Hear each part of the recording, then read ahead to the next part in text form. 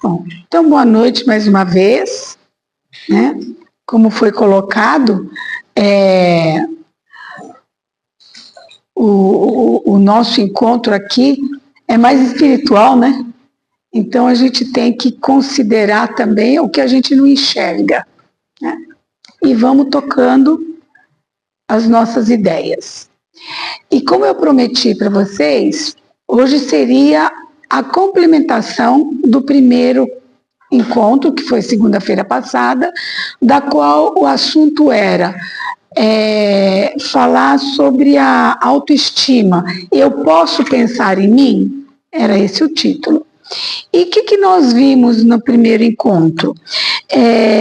Vimos que a maior parte dos desafios que nós temos é viver bem em sociedade. Então, esse é o ponto principal. Então, essa é a nossa missão. É onde a gente vai aprender a fazer alguma coisa em sociedade. Por isso que existe a lei da sociedade. E falamos também sobre a definição. Vou ler a definição de autoestima. É a capacidade que a pessoa tem de confiar em si, sentir-se capaz para enfrentar os desafios. Então, autoestima é o treino que a gente tem que ter para sempre estar num nível o melhor possível para acreditar no que a gente está fazendo. Confiar em nós mesmos. Porque, igual nós falamos agora, a hora que você põe a mão na massa é que você sai da teoria e vai para a prática. E ali é que você consolida, como diz ali a frase de hoje, consolida seu caráter. Ou seja, abra mão de sua reputação e foque no seu caráter. Depois nós vamos falar sobre a reputação. Então, a baixa autoestima, nós dissemos na aula passada, só vê os defeitos. E a alta estima vê só as qualidades, né? A pessoa se torna até arrogante, quase que um egoísta. Então, o importante é nós termos esse equilíbrio, é enxergar nossos defeitos e colocá-los para serem superados e conseguir fazer com que esses defeitos enfraqueçam, saiam de dentro da gente, para a gente se tornar forte. E vimos também que a baixa autoestima, ela tem origem do nosso, não do nosso passado recente, mas dos estágios todos que nós fizemos em vários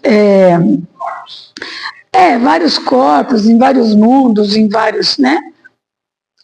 E com isso nós fomos criados simples e ignorantes e chegamos agora num estágio onde a nossa faculdade de inteligência está se colocando à prova.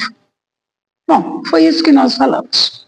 E hoje, então, nós vamos falar, a primeira coisa, o meio ambiente. Então, como é que a gente trabalha o meio ambiente? O meio ambiente é o nosso lugar é a nossa escola. É onde eu tenho que trabalhar meus desafios, é onde eu tenho adversidades. Meio ambiente quer dizer o quê? Que a família funciona como um micro-organismo social, onde a criança aprenderá as regras sociais essenciais para a sua vida social global. Então é ali, é um ambiente, a família, né? O meio ambiente da família. Então é ali que eu aprendo. Mais um casal. Chegaram a tempo, porque até aqui eu fiz uma revisão do que nós falamos. E agora é que nós estamos começando falando sobre o que é família, que ela funciona como um microcosmo social, que é ali que é o nosso local de trabalho. Depois que a criança nasce, os pais procurarão espalhar para a criança a maneira como o mundo é visto por eles. Então, olha como é complicado ser um educador, né? Porque antes da gente... A gente esquece que o papel de pai e mãe é um trabalho de educador. Não é um trabalho de disciplinar. O educador, ele tem que deixar de lado suas próprias formas de encarar a vida. Tudo que ele aprendeu, vamos dizer assim, moralmente falando, tem que ficar um pouco de lado. Por isso que a gente fala nova geração, a nova geração. Por quê? Porque a nova geração vem com informações totalmente novas, novas posturas, novas necessidades. Então nós temos que acompanhar isso. E dificilmente a gente faz. Em geral, a gente impõe o que aprendeu. Então, pai e mãe, cuidem para serem educadores de uma geração. Então, a gente vê uma criança pequena, a gente fala, eu vou ensinar ele, sei lá, falar baixo, falar bom dia, falar boa tarde, né? Obrigado. Não, tudo isso, se você faz, ele vai aprender a fazer. Você não precisa nem falar para ele fazer. Ele vai fazer porque a gente aprende por modelos. Outra coisa, a família, sob o ponto de vista espiritual, é o local onde nós nos encontramos com aqueles que tivemos afinidade no passado. Essa palavra afinidade no passado, dentro da nossa doutrina espírita, precisa tomar cuidado para não ser deturpada e considerar que é uma afinidade negativa. Porque os encontros, veja bem, se eu tive um problema sério com meu filho, ou com meu marido, seja quem for, com a minha irmã, se eu tiver que retornar com essas mesmas pessoas, a probabilidade de eu ter os mesmos problemas são assim de uma forma de 90% de chance de eu repetir o erro. Porque a gente não muda só porque desencarnou e vai encarnar com essa mudança que a gente quer. A gente vai voltar com tendências. A gente vai voltar com vontade de ser melhor, mas as tendências estão registradas. Então, se eu tiver na mesma circunstância de problema, eu vou repetir o erro, que é uma cilada. Então, o que acontece? Eu não vou vir com a pessoa que eu fui uma inimiga. Não vai acontecer isso. Até pelo bem dos dois. Eu preciso aprender coisas com pessoas que sabem fazer e não aquele que me acusa, que briga comigo, que não me entende. Aí eu mudo. Aí, quem sabe na segunda, na terceira reencarnação, eu encontro com aquela pessoa que está modificada e eu também. Aí os dois vão se entender. 2 ou 3. Fala, Vânia. Mas, não, nem acredito. Sério com a minha irmã. A minha irmã tem um problema muito sério com nós. Sim. Aí eu não preciso voltar para ela agora, porque ela ainda não vai ter capacidade. Sim. Para entrar em harmonia. Com a nossa cabeça. Sim. Então, que daqui umas 3 gerações... 3, 4, não importa. Sabe o que é? A gente dá muito valor às afinidades consanguíneas. É consanguínea, sangue do meu sangue. Mas quanto espírito não tem nada a ver com consanguíneo. É outra cabeça, é outra pessoa, é um espírito que está lá, não tem sangue nenhum ali na história moral da coisa. A gente sabe que existem as famílias por afinidade, né? Sim. Espirituais. Sim, então, claro. Espíritos, talvez. Olha, eu recebi um vídeo do Gasparetto. Vocês lembram do Gasparetto? Nossa, nunca mais ouvi falar dele. Mas o Gasparetto, tá aí uma família por afinidade. A mãe dele é escritora. Ele pinta quadros mediunicamente, assim, em 2 minutos ele pinta um Monet, ou não sei o quê. E o outro irmão é músico. Então ele canta, John Lennon canta, sei lá, sabe? Grandes artistas desencarnados. Essa é uma família com afinidade. Os 3 são médios de grande potencial. Estão fazendo uma bela obra. Então é isso, porque também a afinidade significa, assim, qual é a tua tarefa nessa encarnação? Né? Resolver problemas. Né? Então, nós vamos no item 9, que é apreço e os desajustes internos, item 8. Então, o pensamento negativo, segundo uma visão neurofisiológica do ser humano, afirma que essa visão negativa é resultado de moléculas neuropeptídeos produzidos pelo cérebro. Então, ele está dizendo aqui que é uma visão neurofisiológica. Então, tá certo, existe. Existem pessoas que não produzem hormônios necessários para um bom pensamento, para uma boa, sei lá, para conviver bem dentro da sociedade. Existe. Que leva a uma baixa autoestima? Existe. Só que, como diz aqui, a vida mental decorre da conduta moral e é de relevante significado para o binômio doença e saúde. Então, tem coisas que vão além, até aí a gente não pode dizer, né? Tem doenças que vão além daquele massacre do nosso pensamento negativo. Porque o nosso pensamento negativo, todo dia negativo, leva a uma doença. Então, nós que somos saudáveis, porque se chegamos até aqui, porque nós somos saudáveis. Então, nós que somos saudáveis, precisamos transferir um pensamento negativo para o positivo. Aí isso eu tento. Você tem que tentar persistir e ter disciplina. Porque só tentar, às vezes, não é suficiente.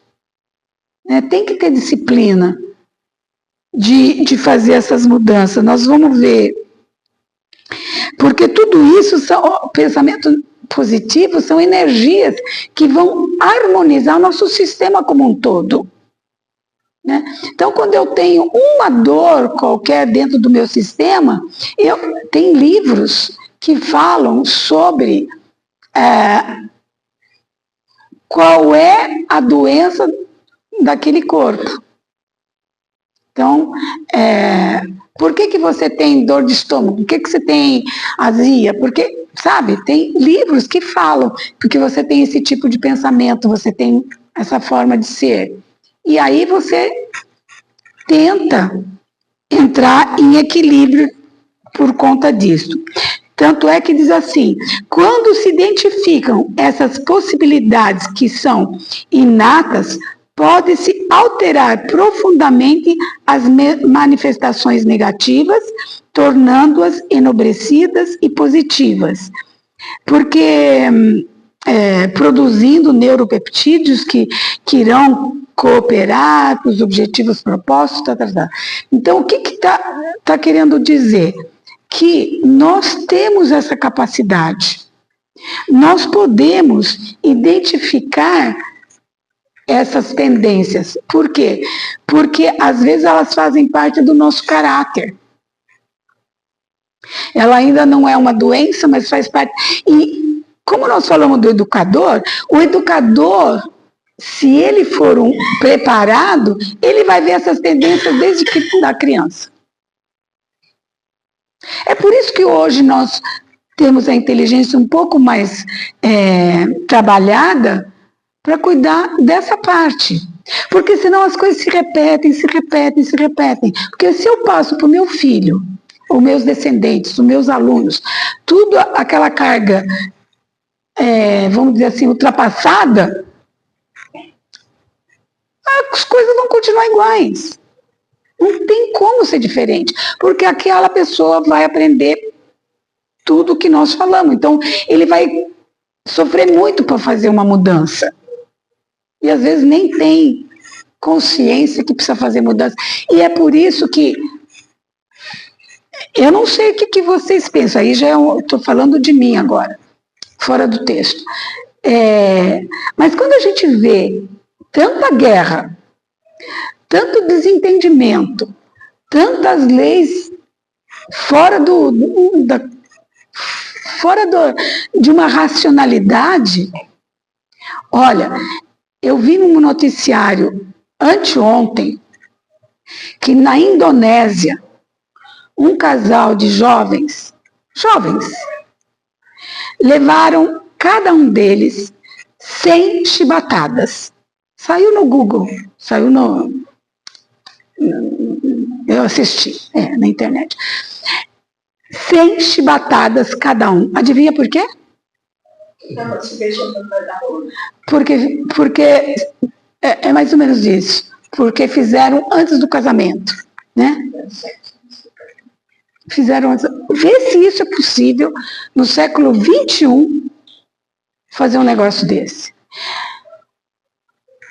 Eu até comentei, foi tão hilário, tão fora do meu entendimento, que eu até falei com o Arnaldo, falei assim, eu acho que esses dois nunca mais vão fazer sexo, mesmo casados, porque, gente, às vezes a gente lembra de uma cintada que o pai deu na gente, quando a gente era moleque, porque isso é comum ainda, a gente vê, meu pai me deu uma cintada, tirou o cinto, me deu uma palma. A gente lembra, não esquece nunca mais, mas imagina 100 chibatadas.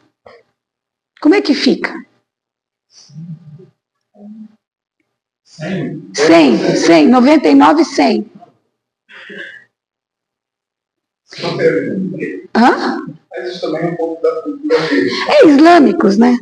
Sim, mas eles correram risco assumir. Não, mas a gente não vai... Assumiram, vamos dizer assim, fizeram uma má escolha. Mas, sabe, mas acontece o seguinte, como é que você vai querer pegar dois jovens e, sabe, isso é o fim do mundo. Por isso que eu digo, voltando ao que eu coloco, o sofrimento, a dor, lembra quando a gente fala nós somos todos um, nós estamos numa rede, nós estamos não sei o quê, o sofrimento de todo esse mundo de gente que morre, que isso, que passa por nós. A gente não sabe, não percebe, mas passa. Né? Nós estamos dentro de um globo, uma energia, Oi? É que ainda tem muita maldade. É muita maldade. Então, a minha pergunta é, vocês acham que, proporcionalmente falando, as pessoas são boas, bem resolvidas, ou são sofredoras, são desequilibradas? Quem é a maioria nesse planeta, nessa humanidade? Chineses. E o que eles são? Muito espertos, né? Muito espertos. Querem dominar o mundo também. Porque a maioria deles são todos pobres, passando fome. Nem todos. A maioria trabalha com trabalho escravo. Trabalho escravo. A máquina não pode parar. Máquina não pode parar. E eu vi uma reportagem que eles levam esse pessoal deles para outros países para trabalharem nas empresas, não sei aonde, que no Brasil também. Então, às vezes esses jovens não veem a família durante 1 ano, 2 anos. Não vê o filho dele. Por quê? Porque ele é obrigado a trabalhar em outros espaços. Então, eu penso nessa maldade toda. Tudo, junta tudo. Como é que a gente vai passar para o mundo de regeneração? Mas a Bósnia, do jeito que está. Então, veja bem, no Livro dos Espíritos, a gente começa a ver, nem vou colocar, mas 95% da humanidade é impuro, leviano, pseudo-sábios, neutros. A maioria. É pouquíssimas as pessoas que têm paz. Tem paz, que é o que a gente procura. Então, se a gente não fizer o que estão recomendando, que tudo começa pelo pensamento, como é que a gente vai sair disso?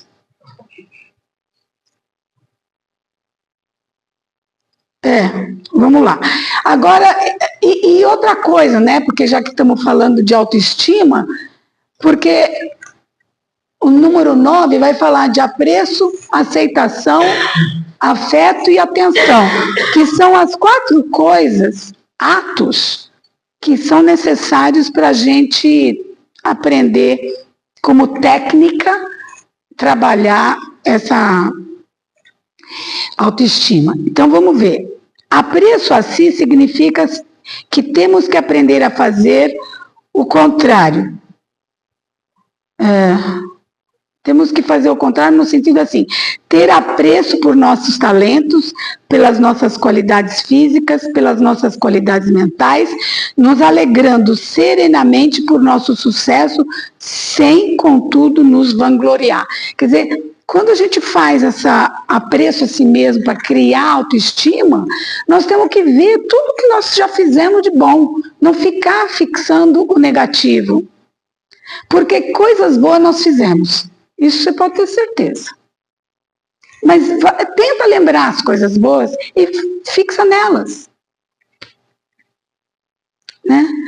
Depois tem também a aceitação de si mesmo. A aceitação é quem se aceita, se reconhece como ser humano, falível, não se impressiona nem se angustia muito pelo fato de ter errado. Quer dizer, complementa o primeiro. Né? Porque quando você se aceita, você sabe que você erra. Você sabe que você não faz 100% as coisas. Mas você sabe também que você é um ser humano falível. Porque saber que errou, metade do assunto está resolvido. Metade do problema está resolvido. Então, isso é a aceitação de si. Porque se somos simples e ignorantes, claro que eu não sei fazer tudo. Então, a autoaceitação, a auto-mensagem de eu mesma, podem gerar tendências comportamentais positivas aos poucos. Aí as pessoas falam, nossa, você mudou, né? Eu mudei. Se alguma hora alguém falar isso, você pode se considerar que está treinando. E nada melhor do que fazer isso em família. Porque a família é que aponta os defeitos, né? Aí você pega um defeito lá que a família está falando e você pensa assim, vou treinar isso aí. E treina. E espera a pessoa falar. Vai demorar, viu? É que nem fazer regime. Você faz regime e ninguém percebe. Você faz regime, parar de fumar, a mesma coisa. Você para de fumar e ninguém faz. Mas um dia, mas peraí, você não fumava? Mas peraí, você emagreceu mesmo? Não é? E o sacrifício todo que você fez, o esforço, a pessoa só vai pensar lá na frente. Parece que o ser humano tem um dom de só apontar erro. Ué. Contar elogio, isso aqui. É mais difícil, é mais difícil. Então vamos treinar isso, né? Eu vou trazer uns exemplos de situações. Por exemplo, alguém diz assim, eu ouvi dizer que meu filho foi reprovado na escola. Então, isso é um exemplo. Então, a mãe fala, meu filho foi reprovado. Aí, o que eu senti, eu como mãe? Senti tristeza e raiva. Mas o que seria bom você pensar? Como mãe, sou um desastre. Não, como mãe, eu sou um desastre. Você pensaria. Ele repetiu, fiquei com raiva, e então eu sou um desastre. Aí, o que você tem que pôr no lugar? Mais ou menos assim. Como mãe, se eu sou um desastre, eu vou pensar assim, apesar de boa vontade, agir como uma mãe normal, que às vezes comete erros. Mas o que a mãe tem a ver com o filho que repete erro? Ela se sente culpada, a primeira coisa. Mas ela que se sente. É ela que se sente. Aí ela sente raiva dela mesma. Porque ela não fez isso, não? Porque ela sempre acha que ela é culpada. Ela, a mãe, o pai, qualquer pessoa que está educando, fala assim, eu acho que não educou direito, não levou a sério alguma coisa, não chamou atenção. Sei, coisas, né? Mas a primeira atitude de uma pessoa que não percebe que pode errar é se sentir culpada. Quando, na verdade, fala, bom, faz de novo, o que eu vou fazer? Faz de novo. A vida está aí para fazer quantas vezes for necessário. Não se importe. Aí, por exemplo, no trabalho, alguma coisa aconteceu, o chefe chamou atenção, aí a pessoa fica com raiva, aí a própria pessoa fala, mas eu sou um idiota. Então, olha o processo. Então, na verdade, se eu não quero passar por idiota, não devo cometer erros. Primeiro pensamento. E aí diz, na condição de uma pessoa humana, posso errar e isso não é motivo para me desvalorizar. Então, é deixar a coisa, ver que aconteceu algo que não estava no script, que não estava correto, mas seja suave, aceite aquilo, toque em frente, vamos fazer de novo.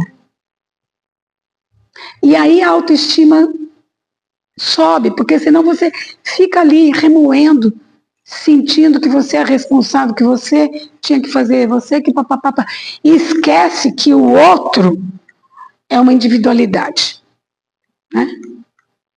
E aí, o que é uma individualidade? Deixa eu ler, diga.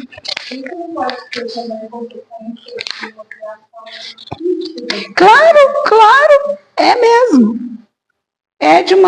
E tanto é que essa educação rígida, ela saiu de uma rigidez para uma permissividade muito grande. E desequilibrou.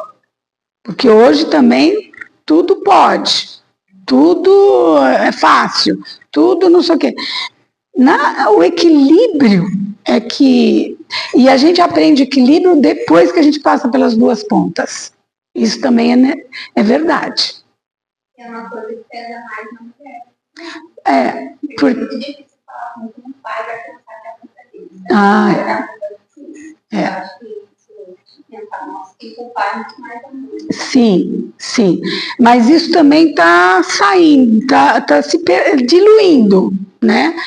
Em cidade pequena, a gente não vê isso com muita clareza, né? Porque cidade pequena é muito arraigada a situações disciplinares e tudo mais.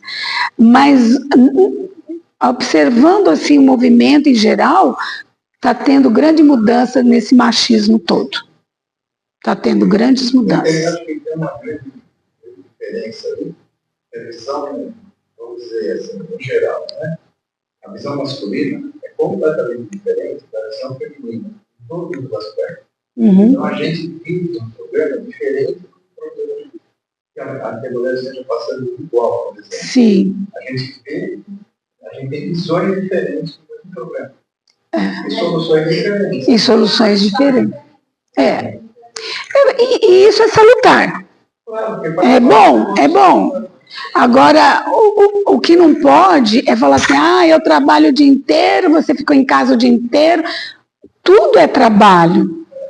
Ficar em casa o dia inteiro é um grande trabalho. Não, assim, não é que o homem não liga para algumas coisas. Assim como a mulher não liga para outras. Claro. São pesos diferentes. São pesos diferentes, mas se houver respeito pelo peso de cada um, a coisa flui. E se não houver respeito, se a gente percebe que aquilo não está funcionando por falta de respeito, aí não adianta nem seguir em frente com esse casal, como casal, digamos. Porque isso também não é bom. Só vai atrapalhar. Infelizmente é assim. Porque passou da época que se dizia, eu casei, agora eu tenho que ficar até o fim casada. Não é assim também, mas é que igual levar chibatada. Porque existem pessoas que não têm caráter mesmo. Não é qualquer coisinha vai separar, mas tem gente que não tem caráter.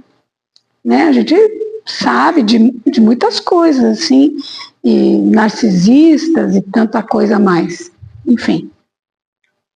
Bom, vamos direto para uma técnicas espíritas que diz assim, olha, o que acontece também quando a gente tem esses pensamentos negativos, a gente não se ajusta e não progride? As obsessões. Aí agora entrando dentro da terminologia espírita. As obsessões aparecem. E aí, interessante, vocês já ouviram falar em auto-obsessão? É auto-obsessão. Não precisa ser um espírito que vem de fora, mas a auto-obsessão é tão forte quanto. Porque se eu não tenho uma solução para o meu problema, para a minha aflição, para o meu desequilíbrio, eu estou me auto-obsidiando. Diga alguma coisa, Vânia, o que seria essa auto-obsessão? Como é que a pessoa se sente? O que ela faz com ela mesma? Eu acho que por exemplo, ela tem um problema de convivência com o filho, vamos supor, já que está falando. Sim. E ela acha que ela é sempre errada. Ou sempre certo. Geralmente é sempre errada. Ela não tem um copo d'água, ela não tem um copo d'água, porque se ele não tomou água, tem pedra no rim, sei lá. Sim. Ela já bota um monte de coisas, então, e ela fica, porque eu não fiz isso, porque eu não fiz aquilo, porque eu não fui, porque... O culpado sempre é o outro, é isso? Mas não com uma visão pode ser diferente, então já falaria, é uma vontade, a gente pega. Assim. Homem você, né? Não, assim... Você, porque a maioria não é assim, não. Cuidado para dizer que a maioria está falando de filho. Está falando de filho. Eu também sou. Eu dou muita boa vida. Pai, isso aqui não vai, você não faz, cara. Quando você está no papel de ensinar, né? Lógico. Existe um mundo. É outra história.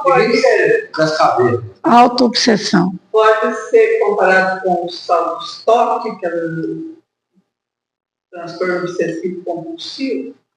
Quem tem uma mania de limpeza, que se não limpar assim, nem dorme, porque ou não vai dormir porque não fez não sei o quê. Porque esse toque, ele é progressivo, ele começa de uma forma e aos poucos ele vai se tornando maior, né? Ele não vem assim, maior, pronto, né? Um dia é um pouco aqui, um dia é um pouco ali, vai aumentando. Então, até a pessoa perceber que já está fazendo esse tipo de atitude, demora, porque aí é quando fica exaurido, que não aguenta mais, aí começa a trabalhar o inverso. E é um exercício tão... exige tanto quanto o tempo que veio, que ficou registrado no autoconsciente dela. Essa obsessão da gente mesmo é aquela coisa que fica falando na sua orelha. Porque na literatura espírita tem o bonzinho e o malzinho, né? Então, é que ele fica falando assim, hoje não vai não que vai chover, hoje não vai não que vai... Então você nunca vai. Você nunca vai. Eu fico falando mesmo? Você para você mesmo. É exatamente isso. Exatamente. Eu desejo aprender, vai se boicotando tanto que se torna é uma terminologia espírita autoobsessão. É um problema seu com você mesmo. É um problema seu.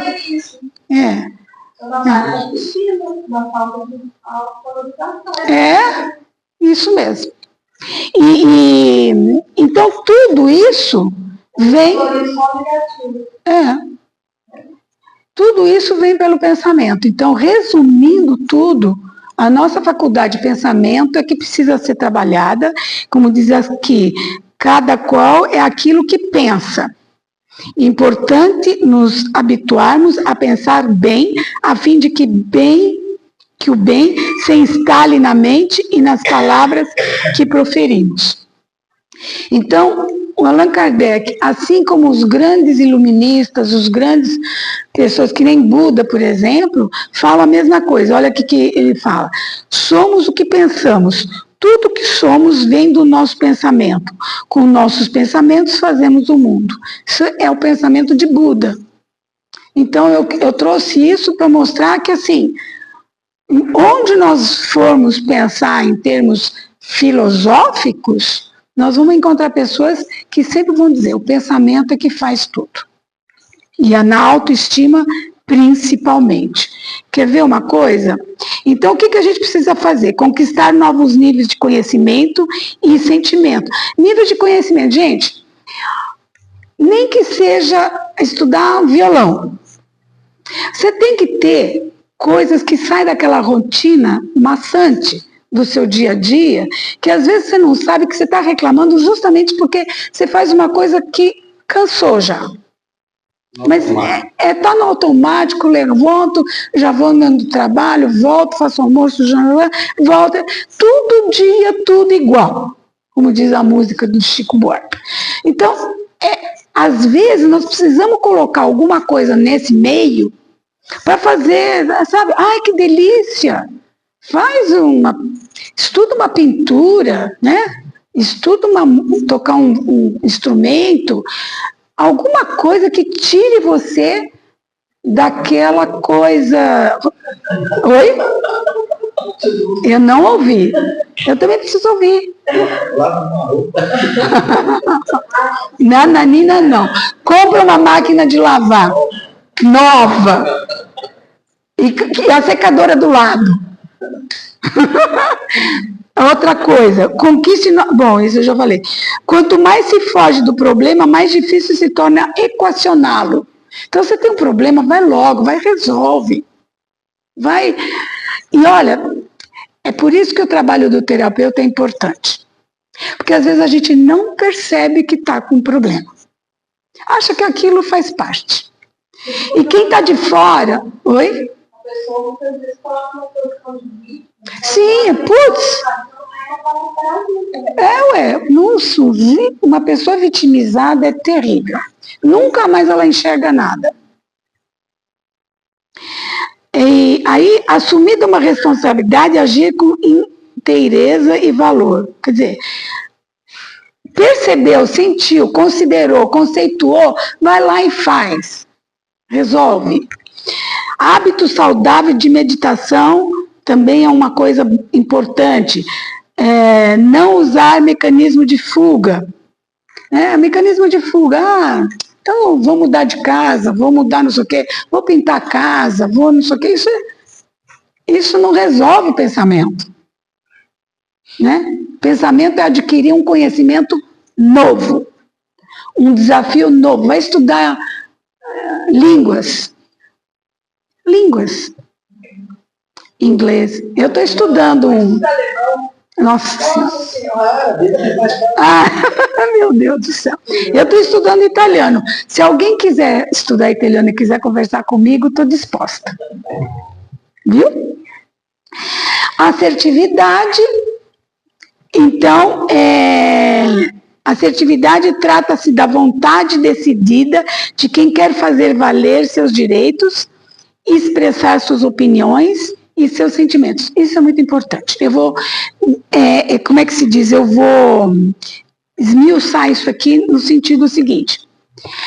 Quando defendo com clareza e franqueza meus direitos, todos se beneficiam.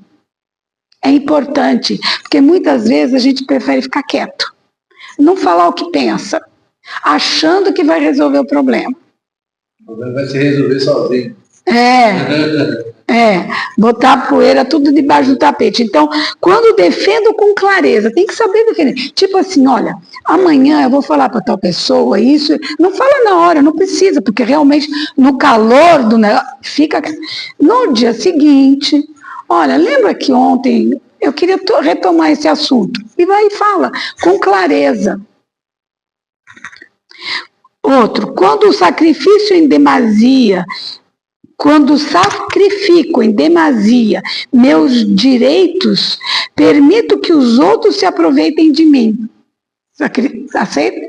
O que vocês acham dessa ideia?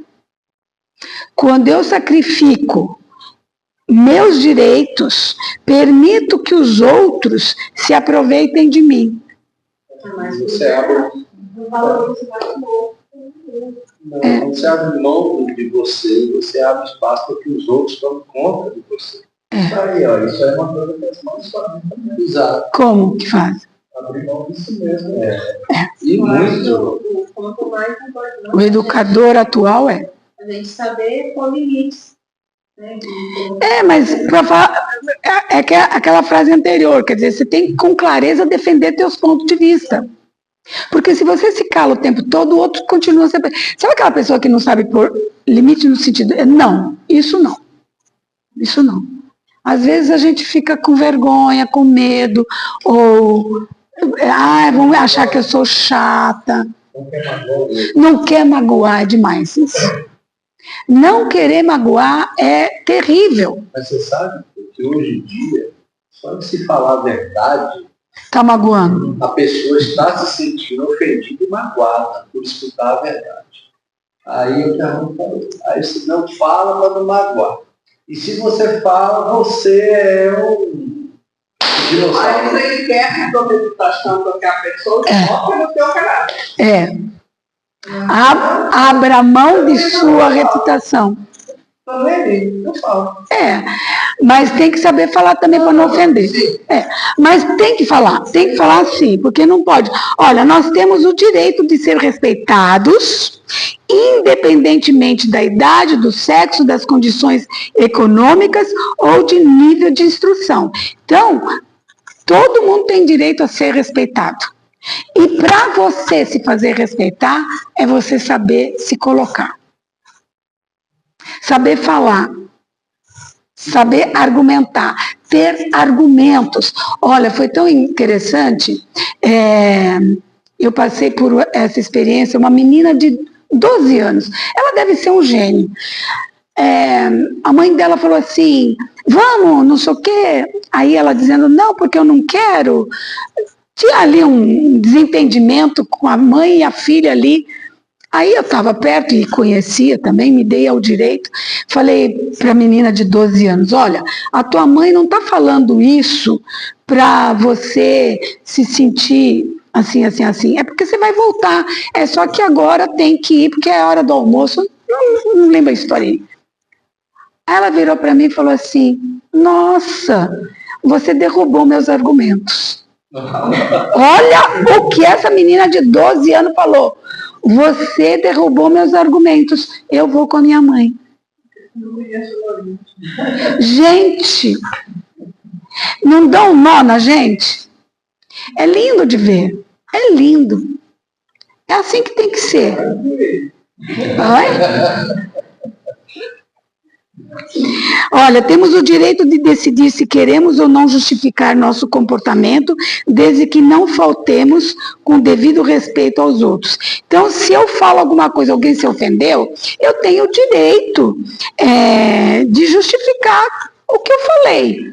Mas também eu não posso querer mudar aquela pessoa para ela entender exatamente o que era para ser dito, né?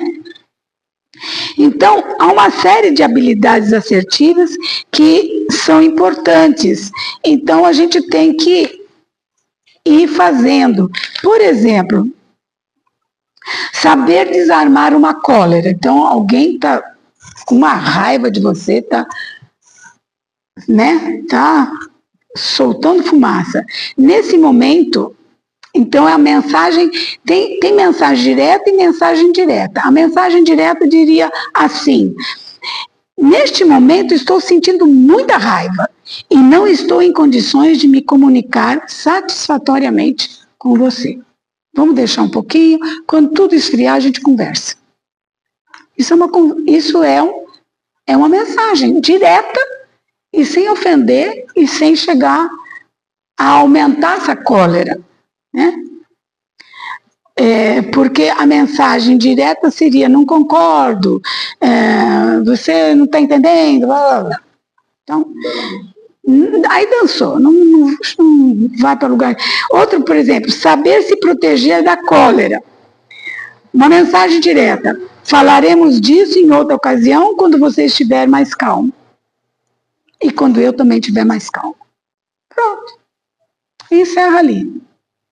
E, então, são mensagens importantes para que a gente possa conviver bem em sociedade, porque é uma lei. E é ali que a gente vai crescer em nossa tarefa.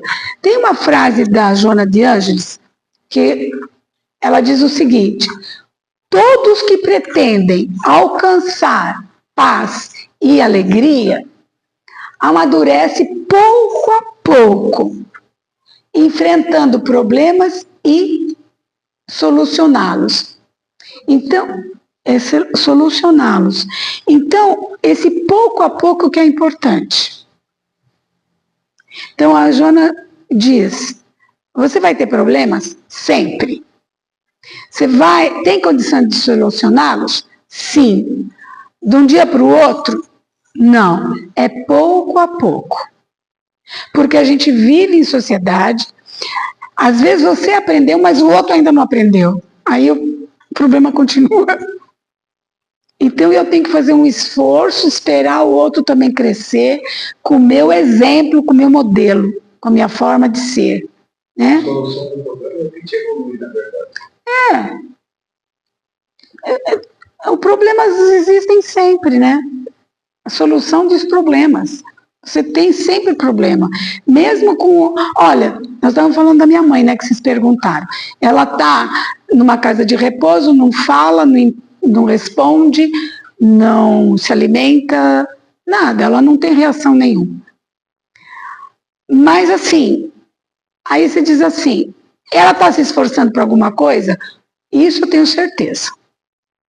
Ela está se esforçando, está aprendendo? Ela está aprendendo alguma coisa. Eu não sei o que é, mas que ela está aprendendo, ela está. Porque senão teria morrido. Teria morrido. Então, nem que seja manter a força para continuar viva. Porque deve estar fazendo esforço para se manter viva. Não sei. Com certeza. Né? Então, nós sempre teremos problemas para resolver. Até para manter a saúde, a gente tem que fazer força. Quando a gente soluciona esse problema, não passa frente. Porque muitas das vezes você arruma mais um problema daquilo do mundo. Mais um não, mais uns dois ou três. E não sai do lugar. Mas é que tem que ser assim, né? A solução do problema te leva a outro. Mas se for um outro completamente diferente, está valendo. Não pode ser o mesmo. Não, Sem sair. Não é, porque aquele você vai resolver. Se você conseguiu. Uma outra. Que abriu uma outra. Oi? A gente consegue. Uma resolução do problema, eu acho que já é coisa. Né? Claro. Mas bem resolvido, né?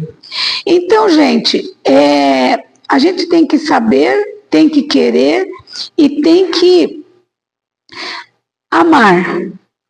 A palavra amor também é muito importante, porque, terminando aqui o nosso pensamento, foi o que Jesus deixou para a gente: amar ao próximo como a si mesmo. Então, eu tenho que querer, eu tenho que saber o que eu quero, e depois amar, porque amar o próximo como a si mesmo. O que vocês acham que é essa frase, amar o próximo como a si mesmo? O que é mais importante nessa frase para ser praticado? Eu acho o seguinte: você não fazer nada daquilo que você não gostaria de receber. Então, por isso, um exemplo: não vou te empurrar numa lama se não quero cair na lama. Né?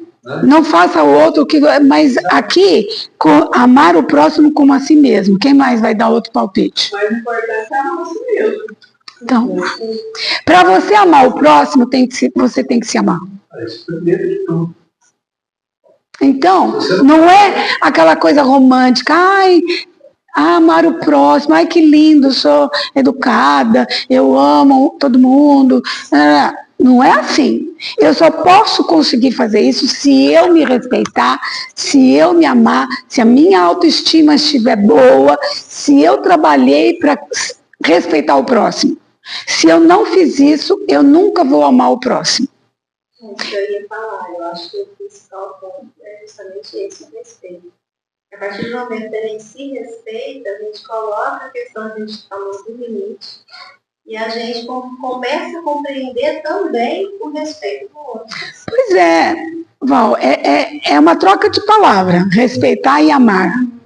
Né? Trocamos aqui o nome, mas respeitar e amar são dois verbos que te permitem amar ou respeitar o próximo, senão você não faz. Então, se nós temos que fazer isso e seguir o que Jesus preconizou, nós temos que valorizar a autoestima com tudo que nós conversamos, né? Por isso que abrir mão de sua reputação e focar no seu caráter. O caráter é seu, é você com você mesma. Antes de terminar, vocês me dão mais 2 minutos? Eu tenho uma historinha que eu li hoje, que eu achei demais. Porque essa coisa de querer agradar o outro, não ofender o outro, vai vir aqui nessa historinha. Tinha um pai, uma mãe e um burrinho. Um pai, uma mãe, um filhinho e um burrinho.